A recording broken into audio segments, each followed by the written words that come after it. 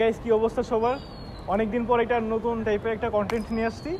যেহেতু আমাদের পরীক্ষা শেষ, আমরা এখন ফ্রি আছি। সামনে আবার অ্যাডমিশন, আমাদের এইচএসসির প্র্যাকটিক্যাল থিওরি সব এক্সামই শেষ। এখন আজকে বের হয়েছি অ্যাকচুয়ালি গোপালগঞ্জটা ট্যুর দেওয়ার জন্য। সব জায়গায় কিছু সময় স্পেন্ড করব। আজকে প্রথমে যেহেতু আমাদের কলেজ গোপালগঞ্জ সরকারি কলেজ ছিল, সেহেতু এই কলেজ দিয়ে শুরু করছি। So let's start. তো আমাদের ফার্স্ট স্পটটা হচ্ছে গোপালগঞ্জ সরকারি কলেজ। এখানে হচ্ছে লাস্ট 2 ইয়ার স্টাডি করছি and this is our college.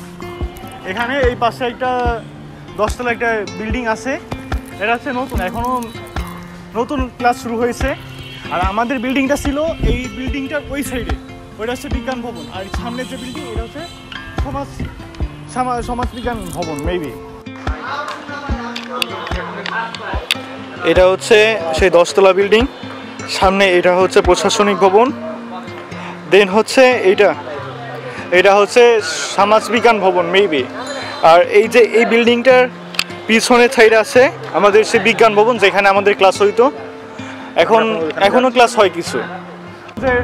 Main centre point এটা হচ্ছে গোপালগঞ্জের যে ব্রিজ, এ পাশ থেকে ওই পাশে হচ্ছে শেখ স্টেডিয়াম, এই পাশে একটা মসজিদ।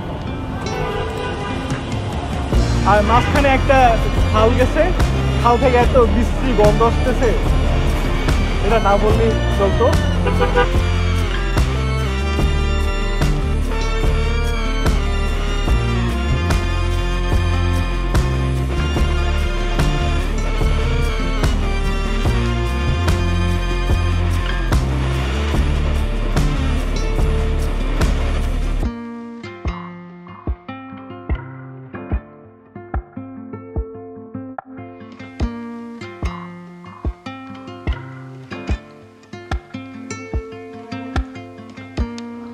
এটা গোপালগঞ্জ সরকারি মহিলা কলেজ।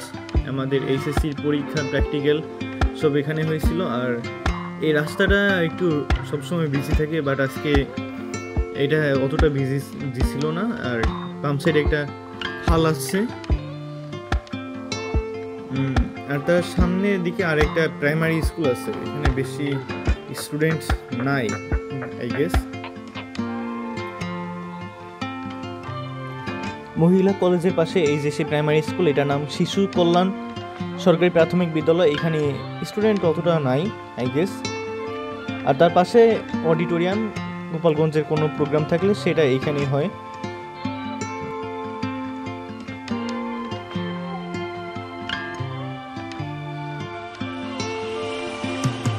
এটা হচ্ছে অডিটোরিয়ামের গেট, ভিতরে অনেক লোকজন আই গেস আজকে কোনো একটা প্রোগ্রাম ছিল এখানে। অডিটোরিয়ামে ঠিক বাম সাইডে আসছে গোপালগঞ্জের লাইব্রেরি। এখানে সারাদিন স্টুডেন্টরা পড়ালেখা করে। এটা আই গেস 4টা অথবা 5টা পর্যন্ত খোলা থাকে। আর তার খালের বাম সাইডে দেখা যাচ্ছে ওইটা স্বর্ণকুলি স্কুল। স্বর্ণকুলিতে যারা যারা পড়ো কমেন্ট করো। তারপর সেখান থেকে একটু সামনে আসার পরে দেখা যায় স্বাধীনতা ডাকঘর গোপালগঞ্জে। তারপর তার ঠিক বাম সাইডে এটা পাচুরিয়া নিউ মার্কেট। এই নিউ মার্কেটের ভিতরের পরিবেশটা আসলে অনেক সুন্দর। তারপর এখান থেকে ঠিক সোজা সামনের দিকে আসার পরে সামনে বাদে আনসার প্রশিক্ষণ কেন্দ্র। এটা বেসিক্যালি সবসময় অফ থাকে, যখন আনসারদের প্রশিক্ষণ দেওয়া হয় তখন এটা খোলা থাকে। তার ঠিক ডান পাশেই আছে গোপালগঞ্জের কেন্দ্রীয় ঈদগাহ। এটা ঈদ ছাড়া সবসময় এখানে ফাঁকা থাকে। ঈদের সময় এখানে সবাই এসে নামাজ আদায় করে। এটা যেহেতু একটা পবিত্র স্থান, সেহেতু এখানে এই পরিবেশটা সবসময় পরিষ্কার থাকে। এটা 250 শয্যা বিশিষ্ট জেনারেল হাসপাতালের মেইন গেট। আর ঠিক তার সোজাসুজি আছে গোপালগঞ্জ মেডিকেল। এটা গোপালগঞ্জ মেডিকেলের ভিতরের লুক। আমাদের পিছনে একটা পুকুর ছিল আর একটা খেলার মাঠ ছিল। তো আমরা এখন আছি গোপালগঞ্জ মেডিকেল কলেজ হাসপাতাল। আর এখানে সব ভাইয়াপুদেরকে সালাম। আর আমাদের সামনে অ্যাডমিশন টেস্ট। আর এখানে এই প্লেসটা সবসময় বিজি থাকে। আজকে আছে শুক্রবার, হ্যাঁ, এই জন্য আজকে একটু বেশি বিজি আছে। তো আমাদের নেক্সট ডেস্টিনেশন হচ্ছে গোপালগঞ্জ রেল স্টেশন। তো সেখানে গিয়ে আবার দেখা হবে। সামনে আমাদের ছোট ভাইদের স্কুল, এটা হচ্ছে স্বর্ণকুলি উচ্চ বিদ্যালয়। সামনে যাতে এরা স্কুল পালাইতে না পারে এই জন্য এটা 9 ফুট একটা অল দেওয়া হয়েছে এখানে, কারণ এখানে পোলাপাইন অনেক শিয়ানা। আর সামনে আছে এখানে বালিকা বিদ্যালয়, এটার পুরো নামটা আমার মনে নাই, তো সামনে গিয়ে আবার দেখা হবে। আর এই ডান সাইডে আছে পুলিশ সুপারের কার্যালয়। আর এটা হচ্ছে মুক্ত মঞ্চ, একটা প্রোগ্রাম হয়েছিল, প্রোগ্রামের পরে এটা হয়তো পরিষ্কার করা হয়নি, এই জন্য এটা এখন এইভাবে অপরিষ্কার অবস্থায় আছে। আর তার থেকে আর একটু সামনে আসলে দেখা যায় হচ্ছে বেসিক ব্রিজ। বেসিক ব্রিজের অপোজিট সাইডে রোডটা একটু কয়েট থাকে। তার থেকে আর একটু সামনে আসলে দেখা যায় সমন্বিত সরকারি অফিস ভবন। এই ভবনটা নতুন, এখনও মেবি কার্যক্রম হয়তো শুরু হয় না অথবা শুরু হয়েছে, আমার জানা নেই। তার ঠিক সামনে আছে 7ই মার্চ চত্বর। এর ফ্রন্ট সাইডে দেওয়া আছে মুক্তিযুদ্ধের কিছু ছবি, যেটা দেখে মানুষের মাঝে দেশপ্রেম জাগে। আর তার সামনে গোপালগঞ্জ টু ঢাকা হাইওয়ে।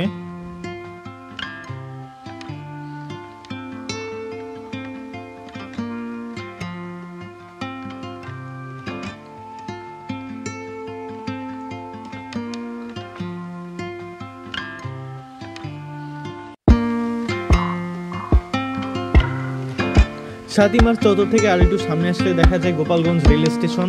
আর গোপালগঞ্জ রেল স্টেশনের সামনের জায়গাটা একটু খোলামেলা আছে, জায়গাটা অনেক সুন্দর, পরিবেশটা অনেক সুন্দর লাগতেছে। আর হচ্ছে এখানে বিকালের দিকে মানুষজন এখানে ঘুরতে আসে, যেহেতু পরিবেশটা অনেক সুন্দর। আর এখানে ট্রেন হয়তো দিনে 2-3 বার দেখা যায়, বেশি যাওয়া আসা করে না। এটা গোপালগঞ্জ রেল স্টেশনের ফ্রন্ট সাইড। আর মেডিকেল থেকে এখানে আসতে সময় লাগছে আমাদের প্রায় 20 মিনিটের মতো রিক্সায়। এটা রেল স্টেশনের ভিতরের দিকে, এখন এখানে মানুষজন ঘুরতে আসছে। এখানে রেল আসছে আপনার সকালের দিকে আর হচ্ছে রাতের দিকে, এছাড়া দেখা যায় না, সবসময় এইভাবে ফাঁকা থাকে।